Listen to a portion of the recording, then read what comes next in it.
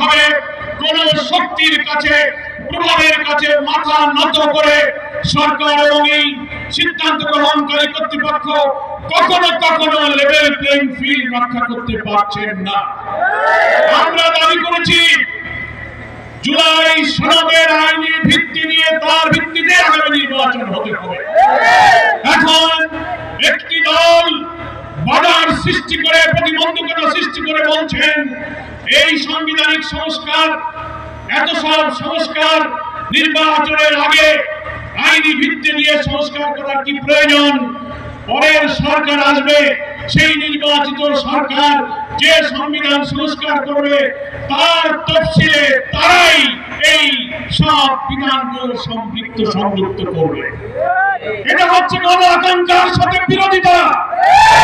5 August প্রধান উপদেষ্টা জাতীয় সংসদের দক্ষিণ প্লাজায় যে জুলাই ডিক্লারেশন, জুলাই ঘোষণা পেশ করেছিলেন, আমরা লেভেল প্লেইং ফিল্ডের ক্ষেত্রে যে রক্ষা করা হয়নি, গোপনীয়তা রক্ষা করে জুলাই ঘোষণার মধ্যে একটি বিশেষ মহলের চিন্তায় এই জুলাই ঘোষণা ড্রাফট করে সেখানে গণ আকাঙ্ক্ষার বিপরীত অনেক কিছু সম্পৃক্ত করা হয়েছে। সংশোধন করতে বলেছি, তার 25 নম্বর অনুচ্ছেদে বলা হয়েছিল এর পরবর্তী সরকার এসে সংবিধানে এই সংস্কার এবং জুলাই সনদ বাস্তবায়ন করবে। এটা গণ আকাঙ্ক্ষা নয়। আমরা বলেছি এই ইলেকশনের আগেই আইনি ভিত্তি দিতে হবে এবং এই 84টি সাংবিধানিক এবং রাজনৈতিক নানান সংস্কারে আমরা এই ঐক্যমত্য পোষণ করেছি। আরো 20টির মধ্যে প্রায় 8টি নোট অফ ডিসেন্ট যারা নিয়েছেন, বাকিটি আমরা একমত হয়েছি এই সংস্কারের বিষয়গুলোকে জুলাই সনদে অন্তর্ভুক্ত করে এটাকে কনস্টিটিউশন অর্ডার, সংবিধান আদেশ দিয়ে এবং গণভোটের মাধ্যমে নির্বাচনের আগেই আইনি ভিত্তি দিতে হবে। আমাদের দেশ একটি মহা দুর্যোগের দিকে পড়ে যেতে পারে।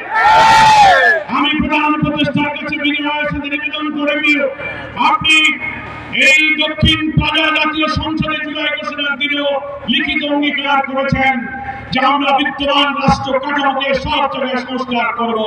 কই আজকে যারা বলছেন নির্বাচিত পরের সরকার এসে সেটা সংস্কার করবে, তার অর্থ হলো এই দলেরই বড় স্থায়ী কমিটির নেতারা বক্তৃতায় বলছেন এখন আপনারা যত আইন সংস্কার করেন, যত কিছু বলেন না কেন, আমরা ক্ষমতায় গিয়ে তা মুছে দেব।